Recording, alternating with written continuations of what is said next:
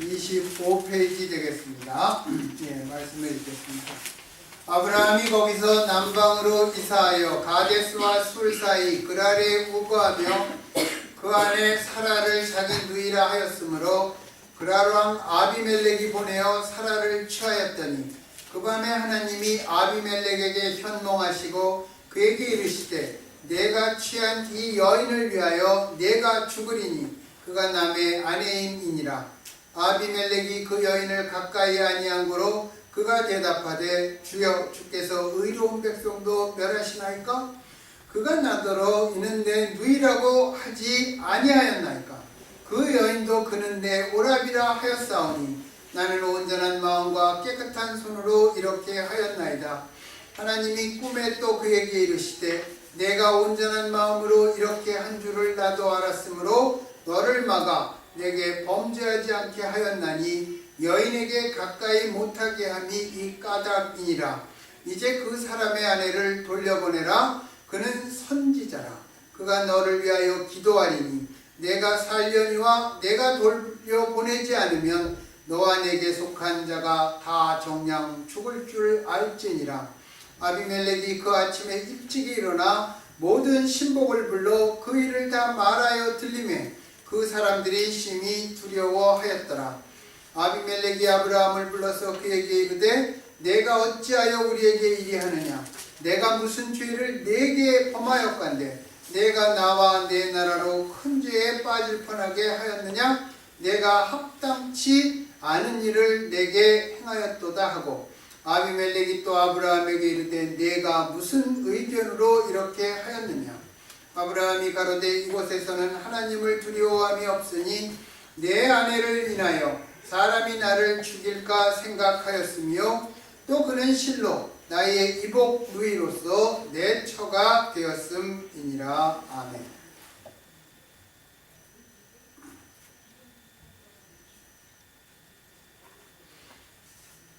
우리가 신약 성경에 보면 선한 사마리아인 얘기가 나옵니다. 그런데 오늘 우리가 읽은 본문에도 그러한 사람을 만날 수 있을 것 같습니다. 그 유명한 그 아이들이 좋아하는 정글북이라는 책이 있죠. 정글북의 저자이며 1907년 영국 최초로 노벨 문학상을 받은 작가 키플링이라는 사람이 이렇게 말했습니다. 바보는 불에 대어 싸맨 손가락을 또다시 불 속에 집어넣어 본다. 제가 이 말을 이렇게 읽고 나도 그러는데 그렇게 제가 생각했습니다. 그러면 어떻게 됩니까? 바보는 똑같은 실수를 되풀이하니까 이제 저는 바보입니다. 그런데 딱 한 번만 되풀이하는 게 아니라 계속 되풀이하니까 바보 중에도 상바보라고 합니다. 그런데 그건 저만 그런 게 아니라 인간은 누구나 실수를 반복합니다. 발명왕 에디슨이 뭐라 그랬어요? 나는 99번 실패하고 100번째 성공했다. 야, 엄청난 바보죠. 그죠? 인간은 모두 바보입니다. 그 중에서도 특별히 그리스도인들은 엄청난 바보들입니다. 왜냐하면 우리는 계속해서 같은 죄를 반복하기 때문입니다. 거기다가 우리가 그 시즌마다 짓는 죄들이 또 다 있어요. 여러분 작년 이맘때 지은 죄 올 이맘때 또 짓지 않았습니까? 또 내년 이맘때 또 지을 것입니다. 그래서 작년 이맘때 회개한 거 올 이맘때 우리는 똑같은 회개를 하고 있습니다. 거기다가 죄를 가리기 위해 우리는 또 다른 죄를 짓기도 합니다. 그래서 저는 이 바보 이야기보다는 차라리 실패는 성공의 어머니다. 그 말이 더 우리들에게 어울리는 것 같습니다. 2번 실패는 성공의 할머니, 3번 실패는 성공의 증조 할머니라고 하는 것이 우리들에게 더 맞겠다, 그런 생각을 했습니다. 그건 믿음의 조상 아브라함도 예외는 아니었습니다. 그는 오늘 우리가 읽은 본문, 그것보다 약 25년 전에 이집트에서 국왕 파라오에게 자기 아내를 누이라고 속였습니다.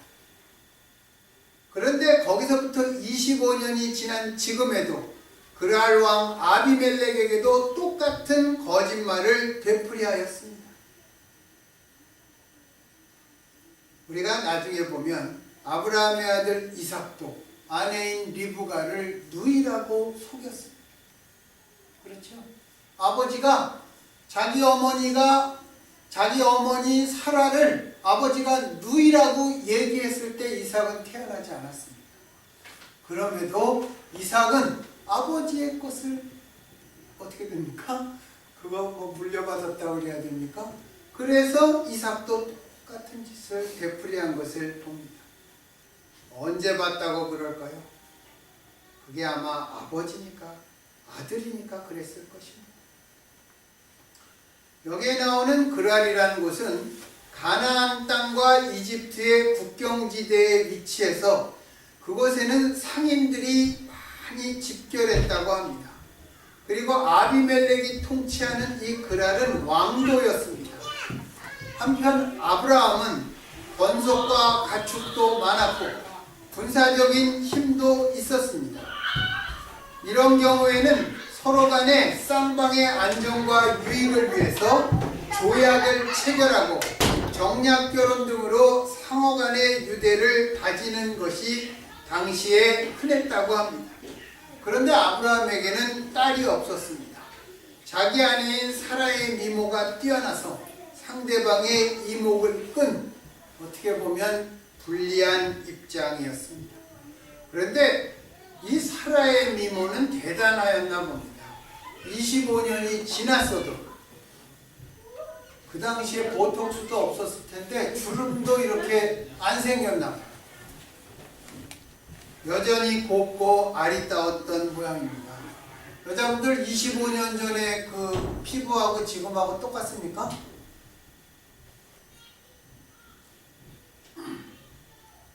저도 다른데 저기 고대 사회에서는 자기 지역을 일단 벗어나면 신변의 안전을 보장받기가 어렵습니다. 그래서 자기 안전은 자기가 지켜야 했던 것입니다. 그래서 아브라함은 이집트에서 써먹었던 수법을 다시 한번 더 써먹어서 역경을 헤쳐나가기로 결정한 것 같습니다. 옛날에도 통했으니까 이집트라는 커다란 나라에서도 통했는데 이 그랄이라는 조그만 나라에서 안 통할 것도 없겠다라는 그러한 생각을 한 것 같습니다. 그러나 아브라함은 이집트에서 배웠던 교훈을 까맣게 잊었던 모양입니다. 우리가 오늘 읽은 2절에 보면 아브라함은 자기 아내 사라를 누이라고 말했습니다. 이런 걸 보면 당시 여자들은 참 불쌍했습니다. 사라도 남편이 시키는 대로 그대로 했습니다. 그런데 우리가 오늘 20장을 보았는데 창세기 19장에 보면 아브라함은 조카 롯을 위해 간곡한 중보기도를 하나님께 드렸습니다. 그리고 이 다음 장인 21장에서는 약속의 자녀인 이삭의 출생이 기록되어 있습니다. 그리고 그 가운데 아내를 누이라고 하는 거짓말이 가운데 장인 20장에 자리하고 있는 것입니다. 믿음이 영적으로 신령한 수준에 이르고 믿음이 하나님의 약속을 받을 만한 수준에 이르렀다면 거짓말을 할 수 없는 그러한 사람이 되었다. 우리가 그렇게 얘기해야 되지 않겠습니까? 그러나 아브라함을 보면 영적으로 신령한 믿음의 수준이 되었다고 해서 유혹이 모두 사라진 것은 아닌 것 같습니다. 우리는 하나님의 이름으로 또 믿음의 자리에서 거짓을 말하거나 진실에 침묵한 적은 전혀 없습니까? 거짓말을 하지 않았어도 나의 유리함을 위해 무언가 빼먹고 말해도 거짓입니다. 처음부터 끝까지 모두 100% 진실만 있는 그대로 우리가 다 말하고 살아갑니까? 저는 하나님께 기도드릴 때 그때는 알면서 거짓을 고하지는 않습니다. 그러나 내가 고하는 그 기도도 내 입장에서 보고 판단한 것이기 때문에 하나님께서 내 기도를 들으시고 그것이 모두 맞다, 진실이다 이렇게 말하지 않으시는 것도 있을 것입니다. 그러나 사람들과의 사이에서는 꼭 진실을 말하지 못할 때도 있고 입술에 침 바르고 말하는 때도 있는 것입니다. 여러분, 어떤 집에 가서 국수를 먹었는데 주인이 그럽니다. 이게 국수가 참 맛이 없지요. 간도 안 맞고. 여러분 뭐라고 말하십니까? 아니 맛있습니다 그러지. 예, 진짜 맛없네요 그렇게 얘기합니까? 여러분, 그거 진실입니까? 우리가 그런 경우가 있다는 것입니다. 특별히 믿음의 뜨거운 분위기 안에서 초신자나 이제 막 믿으려고 하는 사람들에게 우리가 예수님을 설명을 하면서 마치 나는 말씀이나 믿음에 조금의 흔들림이 없는 확신을 가지고 있다, 그런 식으로 우리가 표현한 적은 없습니까? 또 반면에 상대가 무엇을 제대로 모르면서 자기 주장을 틀린 대로 우기면 그때 우리는 대부분 침묵해버립니다. 어떤 때는 진실 또는 정직이 상대방에게 화살 끝에 바른 독이 될 수도 있다는 것입니다. 그것이 그 사람한테 상처고 아픔이면, 여러분 만약에 출생에 여기 저하고 아주 친한 그러한 후배가 하나 있는데 그 사람은 출생에 비밀이 있습니다. 저한테 울면서 얘기를 해요.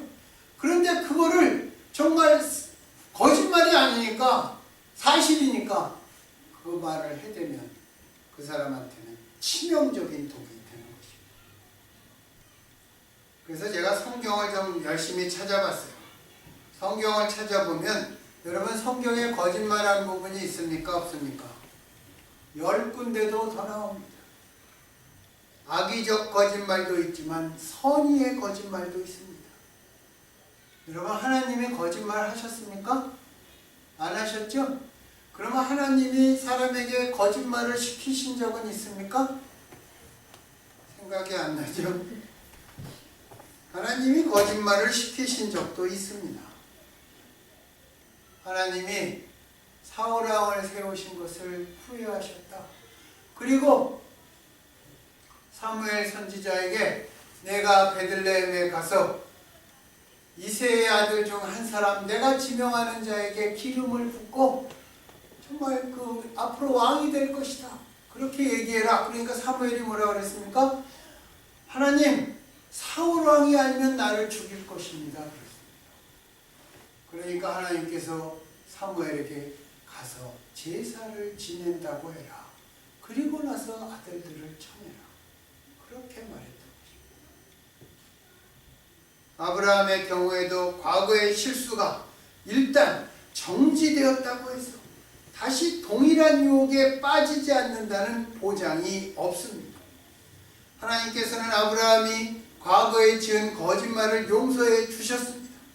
그러나 우리가 용서를 받았다고 해서 같은 유혹이 사라진 것은 아닙니다.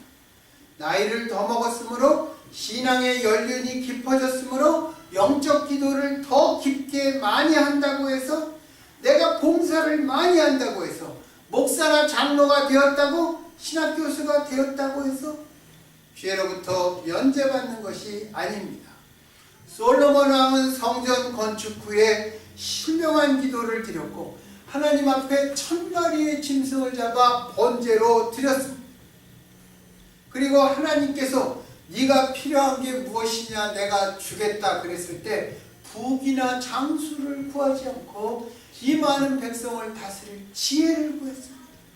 그랬던 사람이 나중에 모든 것이 흥청망청 되니까 노년에 가서는 형편없이 타락해버렸습니다. 그래서 우리가 솔로몬은 두 기간으로 표시합니다. 첫 번째, 믿음이 아주 좋았던 때, 나중에는 자기의 이방 아내들을 위해서 우상들을 예루살렘에 새겼던 그 하나님을 떠난 그 그 두 기관으로 나누어서 솔로몬을 평가하는 것입니다.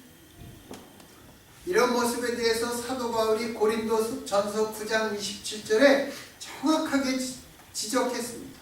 내가 내 몸을 쳐서 복종하게 함은 내가 남에게 복음을 전하더라도 정작 내 자신은 자격 미달이 될까 두렵습니다. 아무리 신앙이 좋고 성숙해져도 누구도 죄를 다 정복했다고 말할 수 있는 사람은 한 사람도 없을 것입니다. 아브라함은 25년이 지난 이번에도 아내 사라를 이방왕에게 넘겨주었습니다. 내년 봄에는 약속의 자녀인 이삭을 낳게 될 텐데도 그는 아랑곳하지 않았는지 아니면 어쩔 수 없었는지 그것은 잘 모르겠습니다. 아브라함은 조카 롯의 생명이 위태롭게 되었을 때는 하나님께 간절한 중보 기도를 드렸습니다.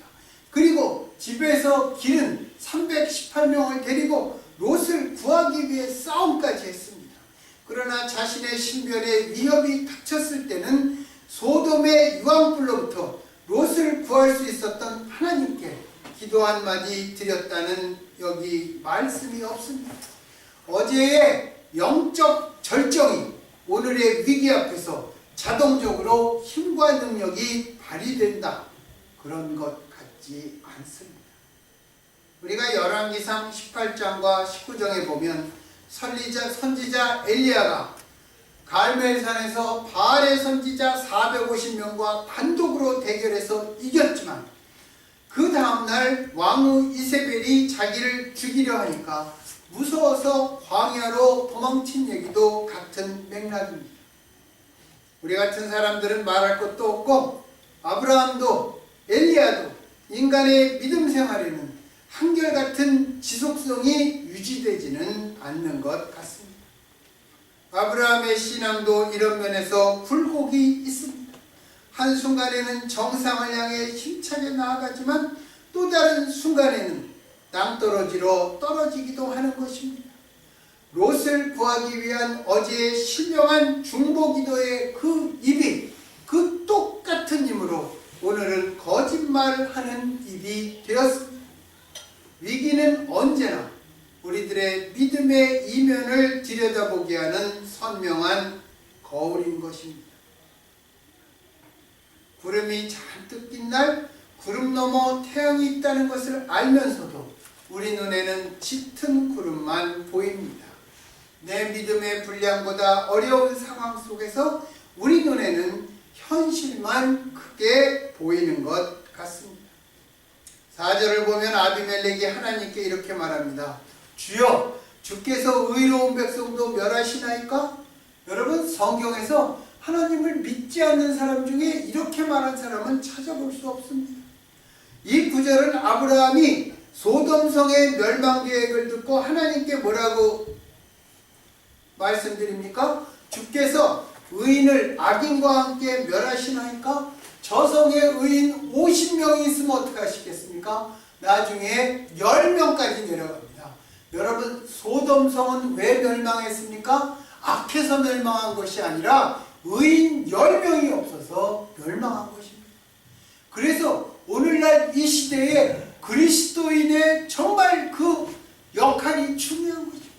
하나님께서 이 세상이 악하다고 멸망시키는 것이 아니라 정말 그리스도인 중에서 의인 10명이 없으면 이 성이, 이 도시가 멸망당하게 된다는 것입니다. 하나님은 소돔성의 사건을 통해 악인은 심판하고 의인은 구해준다는 것을 보여주셨습니다. 그런데 아비멜렉은 사라가 남의 아내라는 사실을 몰랐으므로 자기의 결백을 주장했습니다. 하나님은 그의 결백을 인정해 주시면서 그래서 너를 막아 내게 죄를 범하지 않게 하였다, 이렇게 말씀하셨습니다. 우리가 여기서 죄에 대한 측면을 하나 볼 수 있습니다. 죄란 내 양심만 깨끗하다고 해서 죄가 없는 것이 아닙니다. 만일 개인의 일방적인 입장만 생각한다면 설령 아비멜렉이 사라를 범했다 하더라도 죄가 될 수는 없었을 것입니다. 그러나 하나님께서 아비멜렉에게 주신 이 말씀은 우리가 아무리 모르고 죄를 저질렀다 하더라도 그것은 죄라는 것입니다. 죄는 객관적인 측면도 아울러 가지고 있기 때문입니다. 주관적으로 볼 때 아비멜렉에게 불의가 없었다 하더라도 사라가 남의 아내라는 사실은 틀림없기 때문입니다. 더 근본적인 사항은 죄는 궁극적으로 하나님께 짓는다는 것이고 하나님께서 그 죄에 대해서 궁극적으로 우리에게 책임을 물으신다는 것입니다. 6절에 하나님께서 내게 죄를 범하지 않게 하였다. 그 말은 죄가 자신이나 이웃에게 저질러졌더라도 하나님께 궁극적인 책임을 져야 한다는 직접적인 말씀입니다. 시편 51편에 보면 다윗이 우리아의 아내 밧세바와 동침한 다음에 하나님 앞에 기도할 때 뭐라고 합니까? 내가 주께만 범죄하여, 그렇게 얘기하고 있습니다. 하나님께 범죄했다는 것입니다.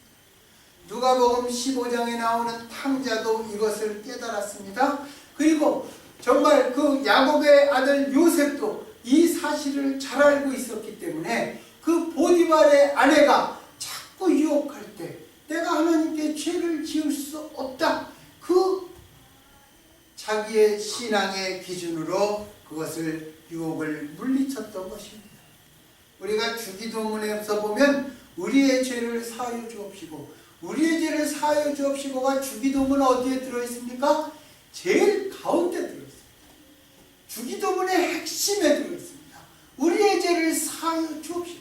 우리는 똑같은 죄를 반복할 수 있습니다. 그러나 날마다 우리의 죄를 사하여 주옵시고 우리가 그렇게 기도할 때 하나님께서 용서해 주신다는 것입니다. 그래서 주기도문이 우리에게 그토록 중요한 것입니다. 어떤 종류의 죄이든 궁극적으로는 모두 하나님을 향해 짓는 것이기 때문입니다. 11절에 보면 아브라함은 그랄 사람들이 하나님을 믿지 않기 때문에 자기를 죽이고 아내를 빼앗아 갈 것이라고 지레 겁을 먹고 그렇게 예상했습니다. 그는 이집트에서도 똑같은 생각을 했을 것입니다. 왜 그랬습니까? 두려웠기 때문입니다. 죽는 것이 두려웠기 때문입니다. 우리가 두려워하는 것은 믿음이 없기 때문이라고 말하는 사람도 제가 보았습니다. 그러나 저는 그 말에 동의하지 않습니다. 예수님께서도 겟세마네 동산에서 기도하실 때 두려우니까 십자가의 잔을 내게서 옮겨달라고 기도하지 않으셨습니까? 그 누구도 가벼운 마음으로 두려움의 길이나 핍박과 순교의 길을 간 사람은 없습니다. 두렵지만 주 예수께서 가셨기 때문에 비장한 마음으로 그 길을 가는 것입니다. 두렵지만 예수님의 이름을 부르면서 따라가는 것입니다. 두려움 속에서는 우리가 극한 공포 때문에 바른 판단을 내릴 수 없습니다. 아브라함도 두려움과 조급함 속에서 눈에는 아비멜렉밖에 보이지 않았을 것입니다. 하나님이 보이지 않으니까 잘못된 판단을 내렸다고 생각합니다. 사라도 자신이 남의 아내라는 사실을 밝히지 못했습니다. 왜 그랬을까요? 생존하기 위해서 그랬을 것입니다. 생존하기 위해서. 그런데 아비멜렉은 아브라함이 예상했던과는 전혀 다른 인물이었던 것 같습니다. 그는 자기의 후궁 하나를 더 늘리기 위해 사람을 죽일 자는 아니었습니다. 구절을 보면 아비멜렉의 높은 도덕과 윤리의 수준을 알 수 있습니다. 그는 아브라함을 불러 내가 너에게 무슨 죄를 범하였건대 내가 나와 내 나라로 큰 죄에 빠질 뻔하게 하였느냐. 내가 합당치 않은 일을 내게 행하였다. 아무리 이방 사람이지만 남의 아내를 취하는 것을 큰 죄라고 말하였습니다. 아브라함이 자신에게 그 큰 죄를 짓게 합당치 않은 일을 했다고 경책했습니다. 그는 결코 남의 아내를 빼앗을 사람이 아니었습니다. 그는 또 나중에 보면 사라의 수치심을 덜어주기 위해 사라를 돌려보내면서 물질로 친절을 베풀고 16절에는 너의 일이 다 선하게 해결되었다. 그렇게 위로했습니다. 아비멜렉은 자기 말처럼 온전한 마음과 깨끗한 손으로 행하였습니다. 그는 또 하나님의 경고를 듣고, 꿈에 나타나신 하나님의 경고를 듣고 어떻게 했습니까? 아침에 일찍 일어났습니다. 일찍 일어나 일을 빨리 바로잡을 수 있는 하나님을 경외하는 모습도 가지고 있었습니다. 비록 이방인 왕이었지만 참으로 훌륭한 왕이라는 생각이 듭니다. 하나님께서 아브라함에게 내 독자 이삭을 내게 번제로 바쳐라. 그렇게 했을 때 아브라함이 어떻게 했습니까? 그 다음날 아침에 일찍이 일어나 장작을 폈습니다. 그가 장작을 한 번씩 내리칠 때마다 그 흩어져 나가는 나무 조각은 아브라함의 마음보다는 그래도 덜했을 것입니다. 장작을 찢는 아브라함의 마음은 사실은 자기 마음을 도끼로 찍는 거였기 때문입니다. 그런데 그 모습을 이 아비멜렉에서 배운 것이 아닌가, 그런 생각을 해보았습니다. 이 세상에는 소돔 사람들만 사는 것이 아닙니다. 경호 바르고 도덕적인 그랄 사람들도 적지 않습니다. 그들은 비록 아브라함처럼 하나님께 대한 신앙은 없었지만 의인이라고 자부하는 아브라함처럼 자기 혼자만 선하고 믿지 않는 다른 사람들은 모두 다 악하다는 편견이나 영적 교만에 빠져 있지도 않았습니다. 교인들은 흔히 이 세상은 썩었다고 얘기합니다. 악하다고 얘기합니다. 그렇게 간주하고 우리는 살아갑니다. 그러나 그렇지 않다는 것을 아비멜렉이 증명해주고 있는 것입니다. 오늘날에도 우리 주변에 많은 아비멜렉이 있습니다. 우리 주변만 해도 정말 저 같은 그 예수 믿는 사람보다 오히려 훨씬 더 나은 모범적인 시민, 양심적인 믿지 않는 사람들이 많습니다. 그들은 소위 교인이라는 자들의 의심스러운 행위를 보고 그 사람들은 참으로 의아해하고 있습니다. 그들이 이렇게 말합니다. 예수님은 좋지만 그리스도인들은 싫고 기독교는 좋지만 교회는 싫다. 그렇게 말합니다. 이 말은 아비멜렉이 아브라함에게 질문한 내가 나에게 이렇게 한 까닭이 무엇이냐, 그것과 똑같은 맥락의 질문. 그들은 또 내가 합당치 않은 일을 행하였도다, 그렇게 우리를 향해서 손가락질을 하는 것입니다. 우리들은 신자답지 못한 마음과 말과 행실로 오늘의 아비멜렉들에게 많은 실망을 안겨줍니다. 하나님의 이름을 욕되게 하는 것입니다. 여러분, 제가 가끔 말하는 것입니다. 세상 사람들은 우리들의 이름 하나하나를 모릅니다. 제 이름을 알면 그 사람들은 그렇게 말할 것입니다. 저 이동수 저놈 나쁜 놈이야, 그렇게 말할 것입니다. 그러니까 내 이름을 모르니까 그 사람들은 뭐라고 말합니까? 교회 다니는 것들은 다 나쁜 것들이야. 크리스찬은 다 나쁜 것들이야.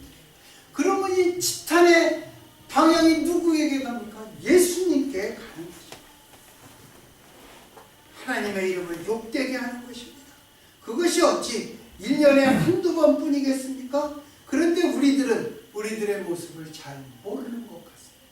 나는 굉장히 내 입장에서 나는 하나님의 은혜를 입고 모든 것을 다 이해받고 용서받지만 세상 사람들에게는 우리는 율법의 잣대를 들이대고 조금만 내 기분에 맞지 않으면 우리는 가차없이 비판하는 거죠.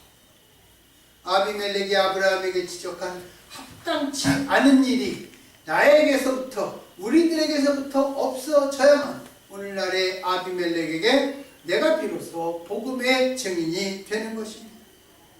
우리가 읽지는 않았지만 14절과 16절에 보면 아비멜렉이 양과 소와 노비와 은 1000개를 아브라함에게 주고, 아브라함이 파라오에게 가서 내 아내라는 말을 싹 감추고 내 누이라고 그러고 나서 나중에 하나님이 간섭하고 들어가시니까 파라오가 아브라함에게 많은 재산과 재물을 주었습니다. 똑같은 일이 아비멜렉에도 생기는 것입니다.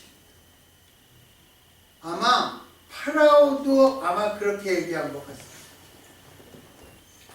아브라함은 아내를 누이라 그래서 정말 2번에 걸쳐서 많은 재물을 건졌습니다. 여러분은 이거 어떻게 생각하십니까? 그러나 아비멜렉은 사라에게 이렇게 말했습니다. 내가 너에게 양과 소와 노비와 은청개를 내 남편에게 주는 것은 너의 수치를 풀게 합니다. 그랬습니다. 사라가 거기에서 분명히 그 동네에서 살 것인데 거기서 사람들이 사라를 뭐라고 부르겠습니까? 남편이 있는 그 저런 좋은 말 안 썼겠죠. 남편 있는 년이 남편 없는 것처럼 왕한테 가서 수청 들으러 들어갔다. 그런 식으로 얘기 안 하겠습니까? 그러니까 양과 소와 노비와 은청개를 주면서 아비멜렉이 얼마나 상대방을 배려하는 말입니까? 내가 내 수치를 풀려고 이것을 주었다. 그리고 너의 일은 다 선하게 해결되었다. 그 말은 무엇입니까? 아비멜렉이 자기 신복들에게 이 여인을 이 일 때문에 정말 모멸감을 주지 말라. 그렇게 명령을 내렸다는 것입니다. 여러분, 내가 내 수치를 풀게 하였으니 내 일이 다 선하게 해결되었다. 이것은 예언적 그러한 발언입니다. 우리가 죄를 짓고 살지만 예수님께서 십자가에 달리심으로 우리의 모든 수치가 풀었습니다.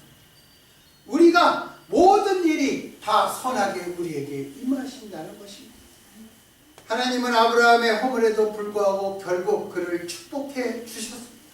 아브라함은 아내 사라를 돌려받았고 아비멜렉으로부터 거주지와 재물을 얻었으며 또 아브라함은 중보기도를 드림으로 아비멜렉 집안을 위해 선지자의 사역을 감당했습니다.